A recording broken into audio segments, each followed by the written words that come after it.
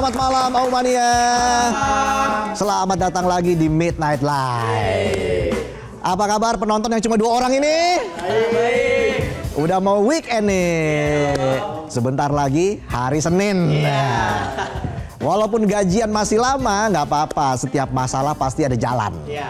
Cuma jalannya banyak lobang. Lobang hutang.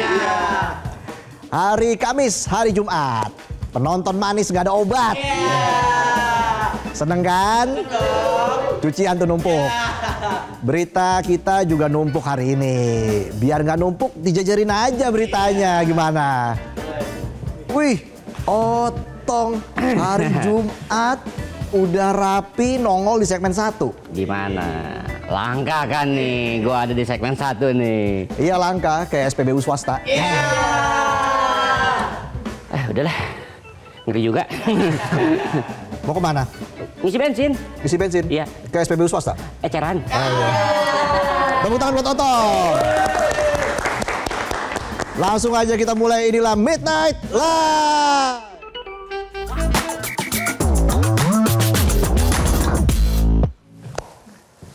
Berita malam ini kita akan membahas dunia pendidikan yang katanya tempat cetak generasi emas, malah bikin cemas. Siswanya bukan belajar rumus, tapi malah keluarin jurus. Sap! Jurus kunyuk pelempar buah. Bisa aja Wiro Sableng. Guru yang harusnya dihormati malah jadi sasaran praktek bela diri. Jadi di Sinjai, Sulawesi Selatan, ruang bimbingan konseling yang harusnya jadi tempat curhat meluapkan keresahan malah berubah jadi ring tinju dadakan. Dari sudut biru, dari sudut merah, let's get ready to rumble. Bisa aja Oscar de la Hoya. Jadi ceritanya begini ceritanya. Selasa 16 September kemarin, siswa berinisial MR usia 18 tahun, kelas 12 SMA Negeri 1 Sinjai, Sulawesi Selatan, diduga memukul guru sekaligus wakil kepala sekolahnya Mauludin di ruang bimbingan konseling atau BK sekolah.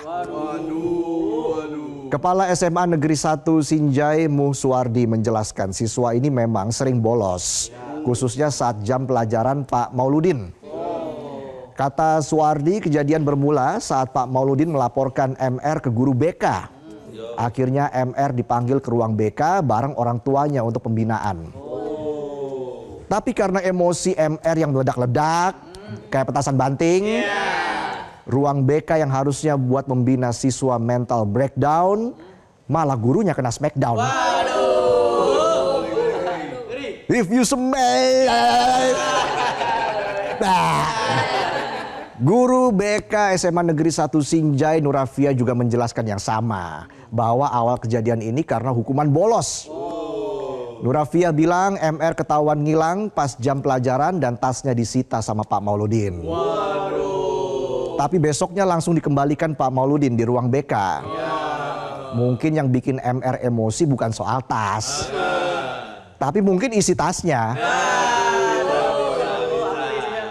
Kali aja isinya ada diary percintaan yang kalau ketahuan bisa bikin malu. Isinya Dear Diary. Hari ini sudah ke-13 kali aku ditolak. Ya Tuhan, jika dia jodohku maka dekatkanlah. Kalau bukan jodoh, tolong diedit. Kukira kita garam dan madu, ternyata gak dapat restu. Nurafia nambahin kalau MR juga pernah dihukum berdiri 40 menit di gerbang sekolah. Tapi bukannya memperbaiki diri, MR malah emosi. Dan disitulah tangan MR dengan kasar menyentuh wajah dan tubuh Pak Mauludin. Hingga mengakibatkan luka terbuka di bagian hidung dan lebam di punggung. Kau kasar sekali MR. Kepsek Suwardi bilang bahwa ayah MR datang mengenakan celana khas polisi, ikat pinggang lalu lintas serta jaket. Dan pas sampai di ruang BK, MR langsung minta bertemu dengan Pak Mauludin. Setelah korban dipanggil masuk, MR langsung mukul gurunya. Ironisnya aksi brutal MR ini justru disaksikan oleh ayahnya, seorang oknum polisi yang bertugas di Polres Sinjai. Sang ayah nontonin anaknya mukulin gurunya. Kasus ini pun berbuntut panjang. Selain diproses hukum, MR juga resmi dikeluarkan dari sekolah. Suwardi bilang keputusan itu diambil berdasarkan kesepakatan para guru. Dewan Guru menilai perbuatan MR telah mencoreng dunia pendidikan sekaligus termasuk tindak pidana. Meski dikeluarkan, para guru tetap memperhatikan kelangsungan pendidikan MR.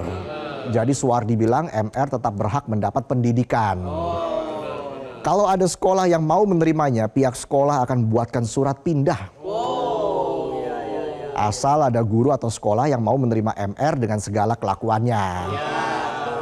Hebat ya sekolahnya, masih perhatian. Emang penonton. Udah datangnya telat. Host udah ngomong sampai muncrat. Kagak ada yang nadahin. Tapi buat MR ya semoga cepet sadar. Harus janji nggak nakal lagi. Kalau nakal lagi ya jangan janji lagi. Kalau ngulang lagi tuh namanya batu. Kalau masuk ke lubang yang sama, berarti tuh jalan kagak diaspal. Dan diketahui ayah MR bernama Aibtu Rajamudin, seorang polisi di Satlantas Polres Sinjai.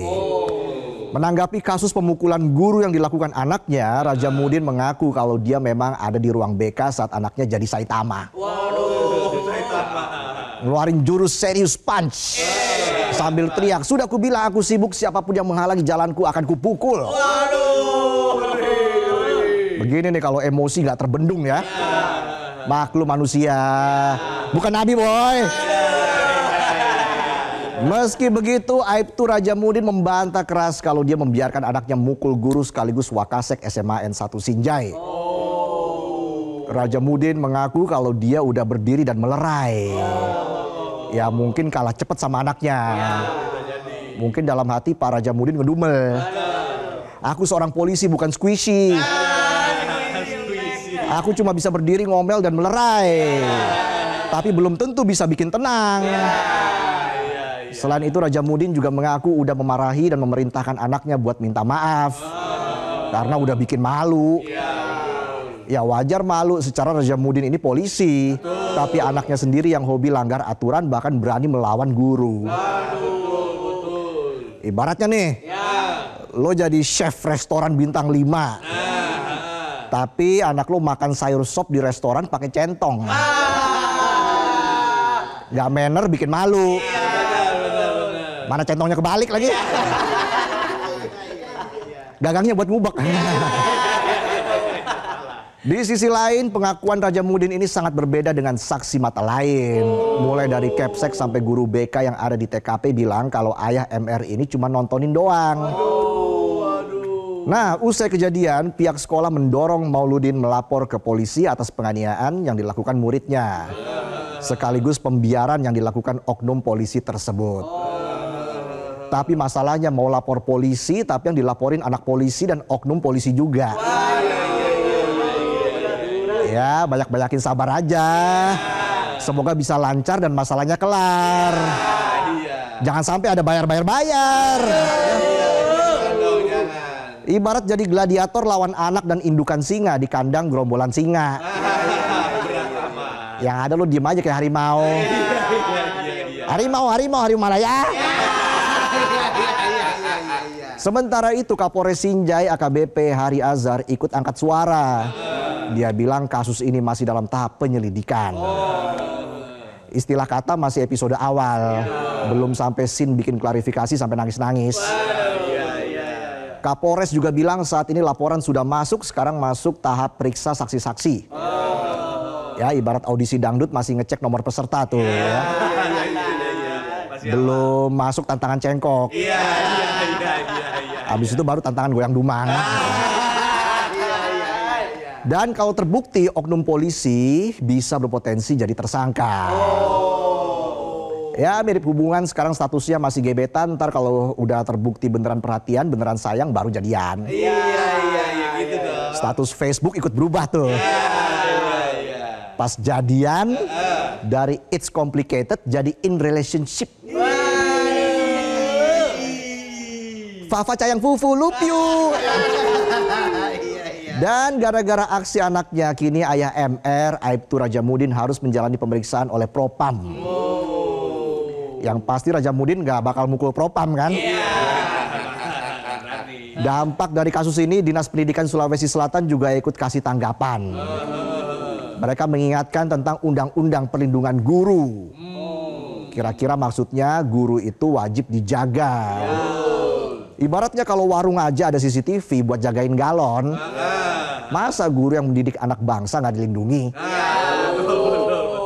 PLT Sekretaris Disdik Sulsel Mustaqim bilang dirinya jadi teringat kalau tahun lalu sebenarnya sudah ada draft dari Kementerian soal Undang-Undang Perlindungan Guru. Sudah ada draftnya, sudah disosialisasikan hampir ke setiap daerah. Tapi ya gitu statusnya masih draft. Mirip kayak nasib jomblo. Udah broadcast message setiap malam, banyak yang baca berharap ada gebetan yang bales. Ditungguin sampai malam, yang bales malah temen tukang ngutang. Bro, boleh pap nggak? Pap apaan? Pap pegang KTP buat pinjol. Bisa aja korek warteg. Diikat tuh pakai karet ya. Mustaqim bilang ada banyak kasus yang melibatkan guru dan peserta didik. Tapi guru selalu kalah karena ada Undang-Undang Perlindungan Anak. Udah kayak kasus tabrakan di jalan yang bawa mobil selalu kalah sama emak-emak bawa motor sen kanan tapi standing. Gimana tuh ya? Sen kanan tapi standing. Mau mobil lo jalan pelan, mobil lo diparkir, mobil lo di towing, tetap lo yang salah. Menurut dia, guru akan terlindungi saat berhadapan dengan hukum dengan hadirnya Undang-Undang Perlindungan Guru. Sebab selama ini guru hanya berlindung pada peraturan menteri. Dan terkait kasus pemukulan di SMA Negeri 1 Sinjai, Mustaqim mengaku belum menerima laporan resmi. Dia hanya menerima informasi dari berita dan media sosial. Namun dia menegaskan akan menindaklanjuti persoalan tersebut. Mustaqim tetap akan melakukan klarifikasi kepada pihak-pihak terkait. Peristiwa di Sinjai bukan sekedar insiden di ruang BK. Ini adalah potret buram pendidikan kita saat guru yang harusnya dijunjung malah jadi sasaran tinju siswa. Dan yang lebih ironis, kejadian itu diiringi sosok orang tua yang justru seharusnya memberi teladan. Kasus ini mengingatkan kita bahwa sekolah tidak hanya mengajarkan ilmu, tapi juga tentang rasa hormat dan tanggung jawab. Ketika guru tidak lagi dilindungi dan orang tua lupa perannya, maka yang hilang bukan hanya wibawa pendidikan tapi arah masa depan bangsa. Pertanyaannya, mau sampai kapan guru kita dibiarkan berdiri sendiri? Sudah saatnya kasus di Sinjai jadi momentum nasional untuk menegaskan bahwa menghormati guru adalah syarat mutlak jika kita masih berharap punya generasi yang beradab. Itulah tadi sajian pembuka kita di Midnight Live. Kami masih akan kembali dengan sejumlah informasi lainnya, jadi tetaplah di Midnight Live.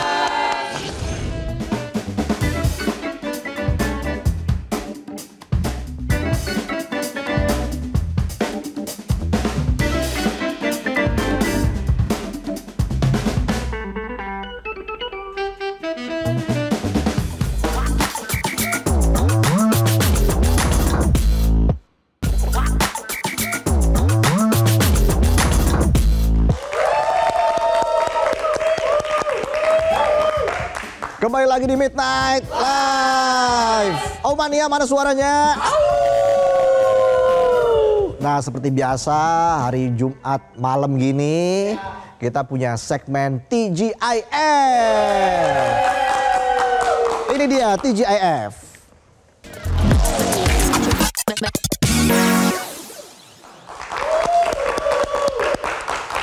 Dan sudah ada Fatma Ayu yang akan mengajak kita ke sebuah tempat nongkrong asik yang tengah digemari anak muda karena memberikan suasana hangat untuk melepas penat. Langsung saja kita bergabung dengan Fatma. Silakan Fatma.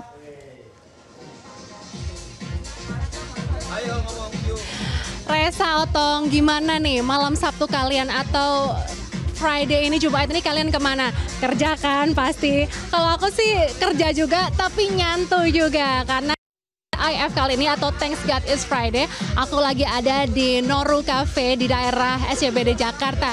Bisa dilihat kali ini saya sudah ada di rooftop dan di samping saya ini adalah gemerlapnya kota Jakarta yang kita bisa melihat suasana di Tamrin, Sudirman maupun daerah Kuningan Jakarta. Nah, di sini kita bisa nyantai dan juga nge-chill karena ini merupakan salah satu cafe culture-nya nih di Jakarta. Nah, seperti di belakang saya ini sepertinya ada ciwi-ciwi atau para ladies yang lagi ngobrol ya, sepertinya lagi nongkrong. Halo, selamat malam. Boleh ganggu waktunya? Dengan Kak siapa kalau boleh tahu? Monica. April. Monica dan Kak April. Kak April ini Thanks God It's Friday. Akhirnya besok libur. Besok libur beneran nggak tapi? Iya, benar. Karena besok libur makanya kalian nongkrong nih di sini. Kenapa nih milih malam Sabtu untuk nongkrong? Boleh Kak April bisa geser ke sini biar terlihat? Kenapa nih milih nongkrong di salah satu kafe Jakarta ini? Cafe Jakarta. Tempatnya bisa lihat pemandangan city lights. Ya, jadi aku suka banget pemandangan city lights di Jakarta. Gitu. Makanya milih Noro ini ya. Kalau Kak April gimana? Sama sih karena suka dengan pemandangan, terus suka kafe-kafe yang ada rooftopnya gitu. Jadi kayak yang sambil nongkrong, sambil lihat pemandangan gitu.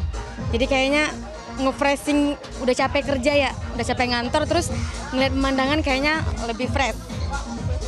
Oke, kalau di sini tadi kakak makan aja atau minum atau gimana nih? Makan, minum juga. Tapi memang besok kalau weekend emang nongkrong dulu nih biasanya malamnya? Iya, biasanya setelah kita udah. Weekend kita ada rencana kita mau nongkrong di mana kayak gitu. Oke. Jadi jauh-jauh hari ya. Ini sama bestinya atau gimana? Iya, sama besti. Oke. Jadi emang sengaja untuk memilih hari Jumat untuk melepas penat gitu ya? Ya, habis setelah Senin sampai Jumat. Senin sampai Jumat ya kerja. Thank you so much. Silahkan kembali dilanjutkan aktivitasnya. Selamat berakhir pekan untuk besok. Bye-bye. Thank you. Ya, Resa dan juga Otong ini akan aku ajak jalan-jalan ya di sini. Ini cukup rame di sini, ada banyak para pengunjung yang sedang nongkrong di sini. Dan tadi jam 8 sampai jam 10 ada live music. Tapi untuk jam 11 kali ini ada live DJ yang saat ini lagi muterin musik. Halo Kak.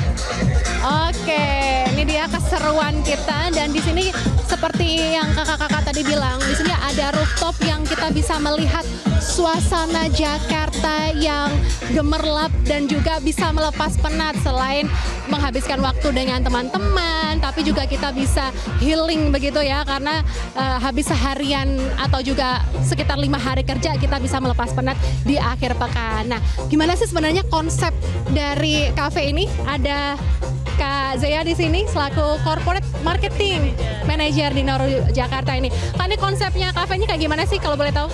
Oke, jadi konsepnya itu di sini lebih ke bar and rooftop. Terus untuk makanannya kita juga ada Asian sama Western delight-nya juga gitu. Oke, jadi ini memang kayak kalau dari furniture-nya ini kayak Asian ya, ada lesehan juga di situ ya. Lebih ke Japanese sebenarnya untuk nama Noru sendiri. Cuman dengan makanannya karena kita ngeliat market yang ada juga, jadi kita masukin Western sama ada Asian-nya juga. Apa aja nih makanan andalan yang ada di sini nih? Oke, di sini andalannya kita untuk makanannya ada barbecue ribsnya juga. Itu menu baru kita di sini. Ada salibri sticknya juga, ada salmon aglio olio, sama dessert kita enak-enak loh Kak di sini. Aduh, aku pengen nyoba nih. Nah, sebelum kita nyoba nih makanannya, kalau boleh tahu biasanya di sini tuh yang datang siapa nih? Anak-anak muda atau orang tua juga bisa dan gimana nih? Kalau di sini karena dengan segmen yang random ya, jadi mayoritas ada expat juga di sini, turis-turis juga datangnya ke sini karena lebih suka bar rooftop kan. Terus ada Gen Z juga, millennials juga ada di sini gitu. Seru banget. Nah, kalau bukanya kafe ini dari jam berapa? Kalau kafe ini buka tiap hari, bukanya itu udah jam 4 sore. Untuk weekday-nya kita buka sampai jam 12 malam, weekend-nya sampai jam 2. Terus di Jumatnya juga kita ada akustik sama ada DJ, di Sabtunya full DJ dan selalu ada special guest DJ sih. Aduh, keren banget. Berarti ini sampai jam 2 ya. Kita bisa nongkrong di sini sampai jam 2. Jadi kalau para Aumania atau Reza juga Otong habis kerja bisa ciao ke sini ya. Harus wajib datang ke sini. Oke, Kak, aku mau nyobain makanannya. Udah disiapin belum, Kak? Boleh, aku udah siapin khusus makanan rekomendasi buat Kak Fatma pokoknya. Oke, Aumania, mari kita coba makanannya. Oke, dan di sini ada beberapa menu, terutama menu Western yang menjadi andalan di sini. Nah, ini aku udah dikasih contekannya nih pemirsa ya. Di sini ada spaghetti aglio olio, bisa dilihat ini ya, bikin ngiler kan. Terus ini juga ada barbecue ribs, bisa ditunjukkan di sini. Nah, di sini ada barbecue ribs, terus juga ada steak Salisbury di sini. Ada juga nachos, lalu garlic parmesan wings, ada juga ini salmon aglio olio.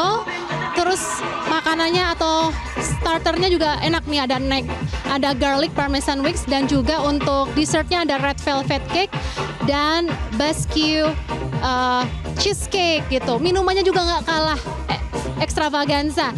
Ini ada flamboyan, lalu juga ada tropical beach dan juga ada soy tea. Aduh, yang mana dulu ya? Aku harus cap, chip, chup sepertinya. Kita minum dulu ya. Aku pengen minum soy milknya dulu nih. Ini beda dengan soy milk yang biasanya. Ini ada campuran-campuran kayak sedikit ada tropical-tropicalnya ya. Seger banget pemirsa. Terus aku mau coba yang menjadi andalan ini juga Salisbury, apa nih, nyontek dulu ya, Salisbury steak. Nah, kita coba ya Salisbury steak.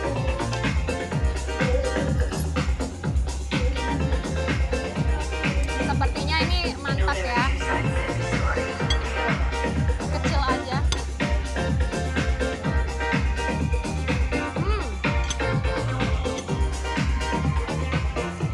Rasanya enak. Ini daging olahan, tapi nggak kerasa seperti olahan. Dan juga mashed potato-nya juga lembut banget. Aku juga pengen nyobain nachosnya ya.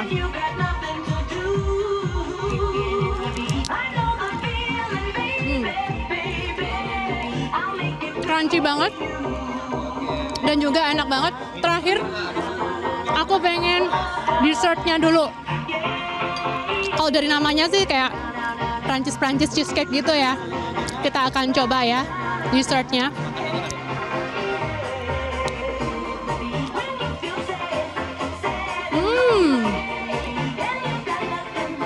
Enak banget. Pokoknya Reza dan juga Otong coba nanti nyusul ya, makanannya masih banyak. Jadi kalau mau nyusul boleh ke Noro dan daerah SCBD Jakarta karena di sini makanannya enak-enak banget. Aku ngelanjutin makan dan juga minum di sini. Kami kembali ke studio. Oke, terima kasih Fatma. Asik bener ya, Jumat malam nongkrong TGIF. Saya juga punya minuman di sini. Air putih. Ya, nikmat banget deh air putih. Ya udah, nanti kita masih punya informasi lagi ya di segmen selanjutnya. Jadi tetaplah di Midnight Live.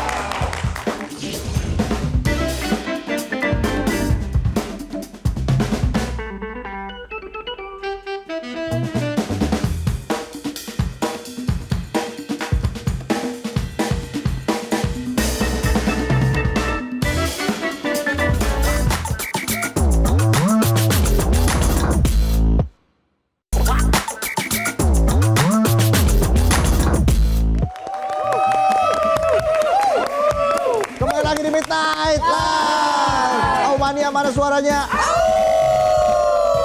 Nah, kita juga sudah masuk. Beda, itu kan kemarin. Udah kok udah balik lagi, Tom katanya tadi mau cari bensin eceran. Kayaknya nggak jadi beli. Kenapa? Lupa bawa motor. Ya, ngomong-ngomong baju bagus nih, mau bawain Om Goyalti.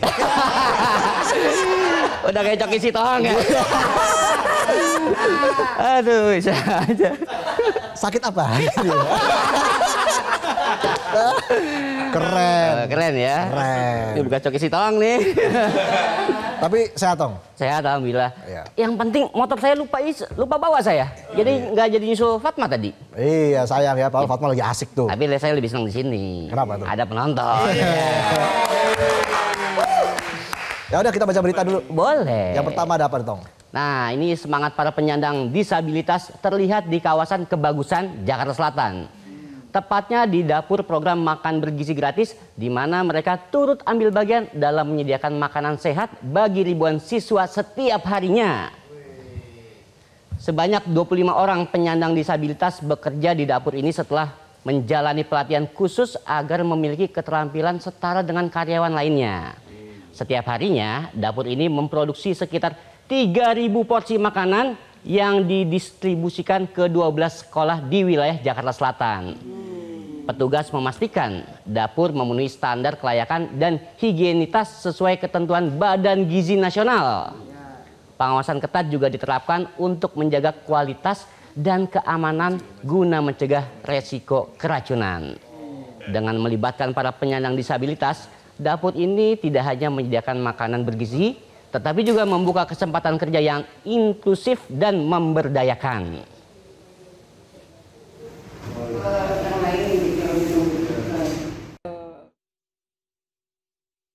Kita menemui tempat ini yang kebetulan memang mitranya juga mempekerjakan beberapa kerja yang berkebutuhan khusus. Seorang pria asal Tiongkok membuktikan bahwa keterbatasan fisik tidak menghalangi seseorang untuk hidup mandiri, bekerja keras, dan bahkan menginspirasi banyak orang. Berikut informasinya.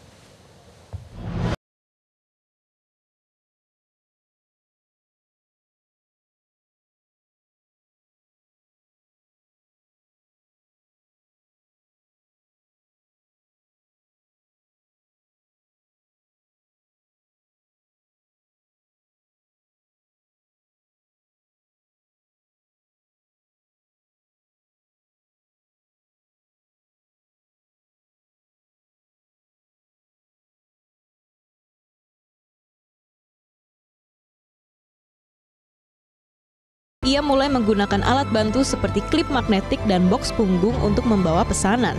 Hasilnya, kini ia bisa mengantar 5-6 order dalam satu waktu tanpa telat sedikit pun. Kisah inspiratif Lee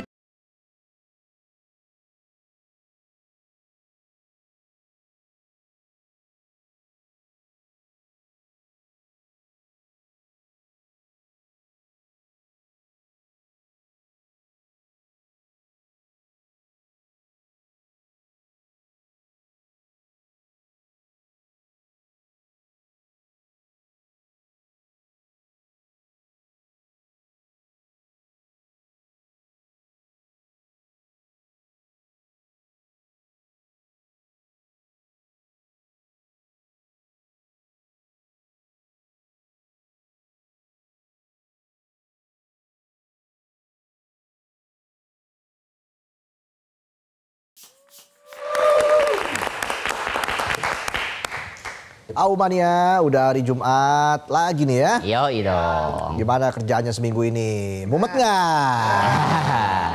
Wajar lah ya, namanya juga kerja. Mendingan mumet kerja atau mumet nggak kerja nih?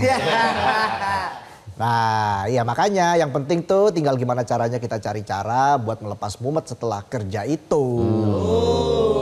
Ini nih salah satunya nih, datang ke Museum Macan yang kembali menyelenggarakan After Work, sebuah pengalaman multisensori yang ditujukan bagi para pekerja kantoran untuk menikmati waktu selepas kerja dengan cara yang lebih menyenangkan dan bermakna.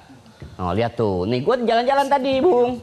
Oh ini, liputan dong tadi? Liputan tadi, kita kan melepas penat dulu sebelum kerja lagi. Wih, keren ya sinar-sinar laser begini ya. Iya nih, event ini menjadikan sebuah pengalaman seru yang bikin penat menjadi momen santai dan menyenangkan, serta menghadirkan instalasi seni multisensori terbaru hasil kolaborasi dengan seniman muda Indonesia Haris Saska Fauzan. Instalasi yang ditampilkan pada 9 hingga 21 September ini akan membawa pengunjung masuk ke pengalaman yang memanjakan lebih dari sekedar mata dan telinga. sekaligus bisa membantu melepaskan diri dari stres serta beban pikiran sehari-hari. Keren banget tuh. Wih, siapa itu yang masuk TV?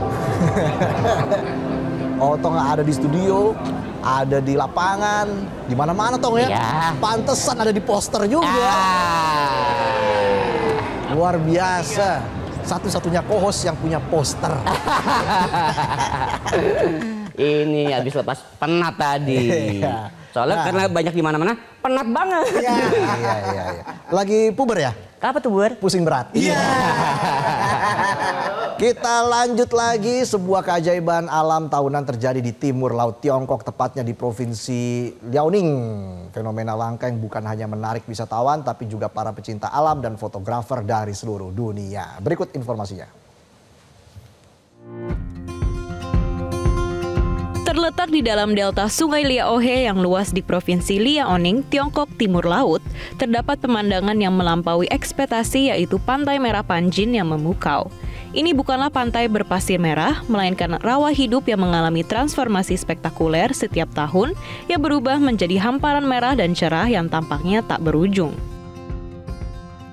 Warna luar biasa ini merupakan hasil karya tanaman sederhana sejenis speedweed.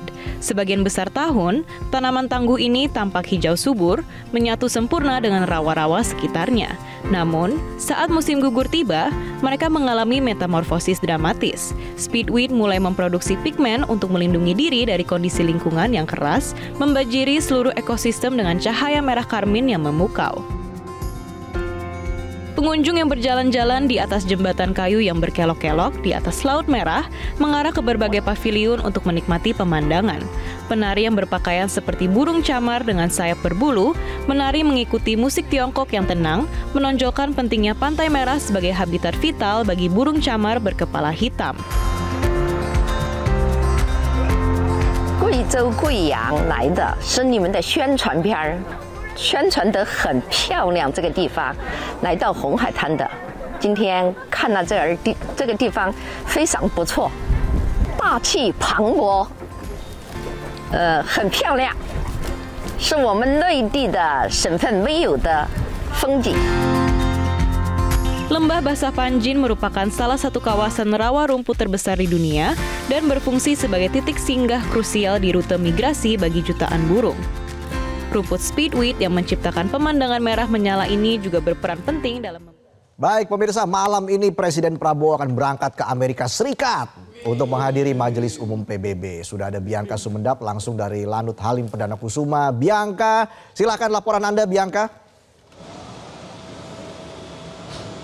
Ya, selamat malam Reza dan pemirsa. Betul sekali bahwa saat ini sebentar lagi Presiden Prabowo Subianto akan tiba di Lanut Halim Perdana Kusuma, di mana Presiden Prabowo Subianto dijadwalkan akan menghadiri sidang umum PBB ke-80 di New York, Amerika Serikat.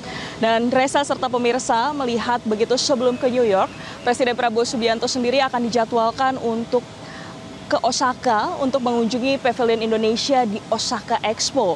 Tapi Reza dan pemirsa, salah satu hal yang menarik di mana Presiden Prabowo Subianto yang nantinya akan menghadiri PBB ke-80 ini, sidang umum PBB ke-80 ini, bahwa Presiden Prabowo Subianto mendapat kesempatan untuk menyampaikan pidatonya di urutan ketiga setelah Brazil dan Amerika Serikat. Tentu ini jadi salah satu momen yang membanggakan karena Indonesia mendapat kesempatan di urutan ketiga. Dan saat ini Reza dan pemirsa bisa Anda lihat di layar kaca Anda bahwa Presiden Prabowo Subianto baru saja tiba di Bandara Lanut Halim Perdana Kusuma didampingi oleh sejumlah pihak begitu, di mana Presiden Prabowo Subianto akan menyampaikan pidato urutan ketiga setelah Brasil dan Amerika Serikat. Tentu ini menjadi salah satu momen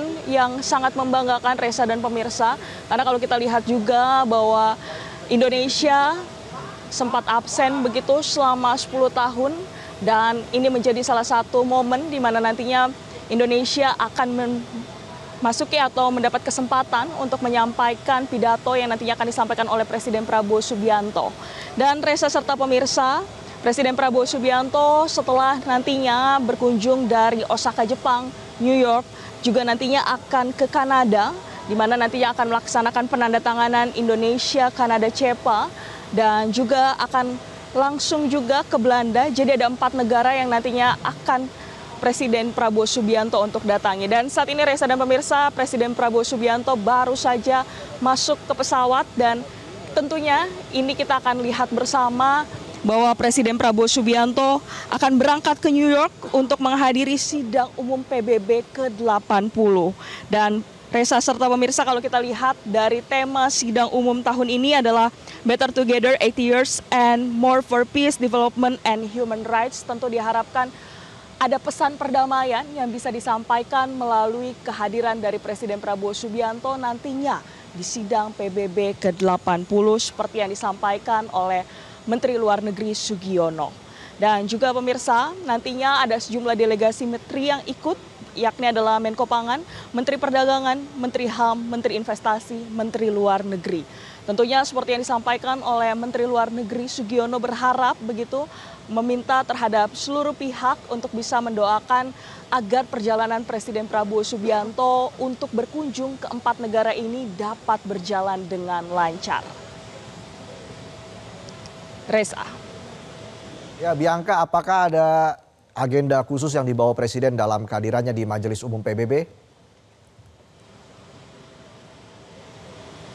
Baik Reza, betul sekali. Tentunya memang ada sejumlah hal-hal yang akan dibawa oleh Presiden Prabowo Subianto tentunya pada saat nanti di New York, Amerika Serikat, di mana seperti yang disampaikan oleh Menteri Luar Negeri Sugiono, di mana agenda penting ini adalah terkait dengan pembukaan dan juga debat umum yang nantinya ini akan terlaksana di 23 September 2025. Seperti yang saya sampaikan juga bahwa Indonesia mendapat kesempatan untuk membuka pidato di posisi ketiga di hari pertama. Tentu ini menjadi salah satu momen yang ditunggu-tunggu karena nantinya Presiden Prabowo Subianto akan memberikan pidato atau menyampaikan pidato ini setelah Brazil dan juga Amerika Serikat. Dan memang sejauh tadi Reza dan pemirsa kami juga sempat menanyakan begitu terhadap Menteri Luar Negeri Sugiono apakah dalam kunjungan Presiden Prabowo Subianto ke Amerika Serikat ini, apakah nantinya akan ada pertemuan secara langsung dengan Presiden Amerika Serikat Donald Trump.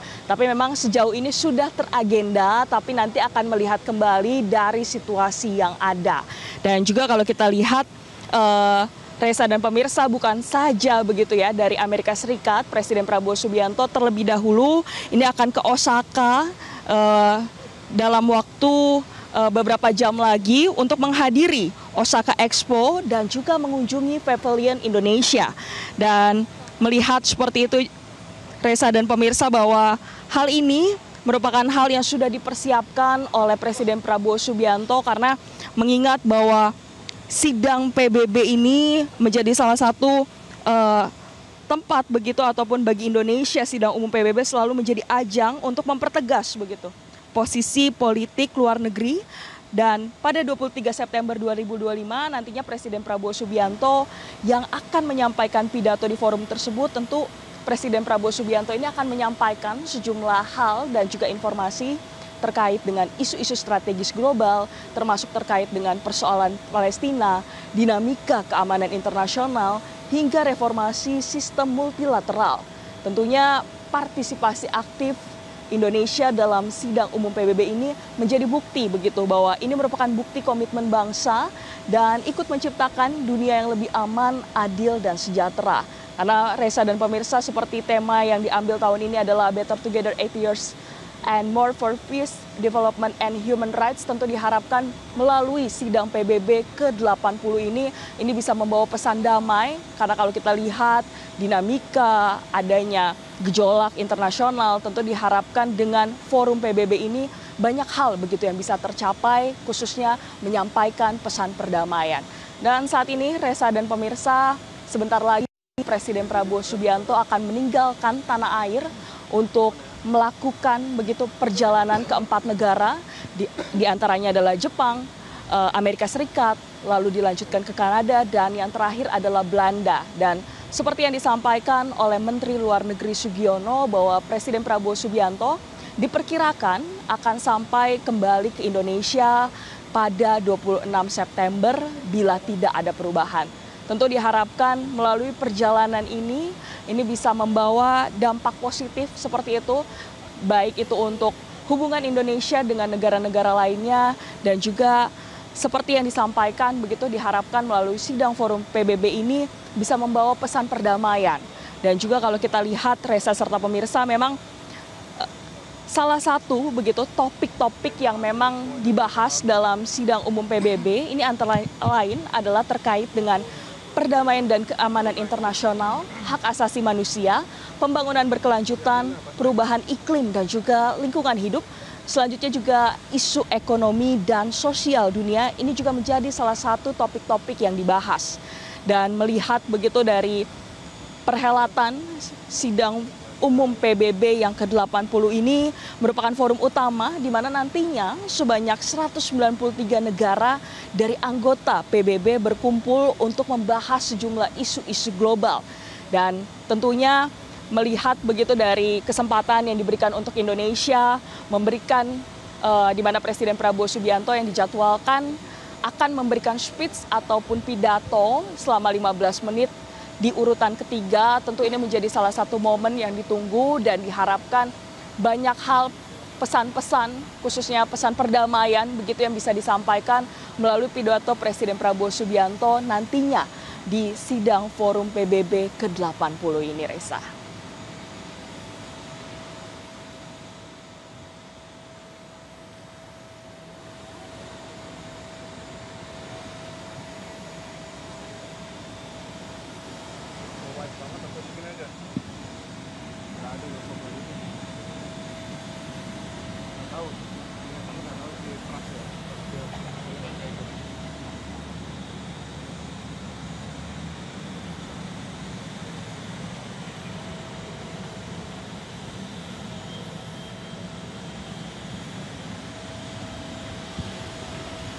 Dan Reza dan pemirsa, sebentar lagi Presiden Prabowo Subianto akan meninggalkan tanah air untuk bertolak ke Osaka, Jepang, New York, Kanada, dan juga Belanda. Demikian informasi yang bisa kami sampaikan. Kembali ke studio. Baik, Bianca Sumendap, terima kasih atas laporan Anda. Selamat malam dan selamat bertugas kembali. Informasi tadi sekaligus menutup perjumpaan kita di Midnight Live. Kita jumpa lagi hari Senin ya. Iya. 2 hari lagi ketemu kita.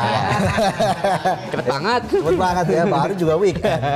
Ya udah, kalau begitu terima kasih penonton sudah menyaksikan Midnight Live. Terima kasih Aumania sudah setia bersama kami. Iya dong, thank you semuanya. Sampai episode 102.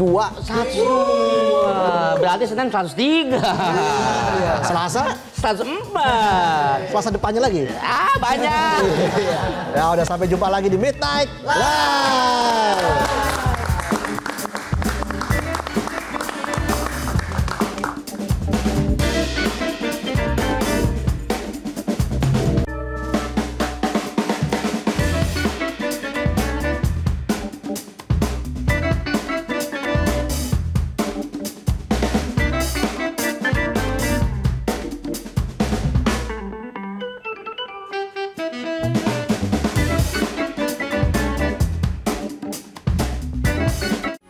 Metro TV,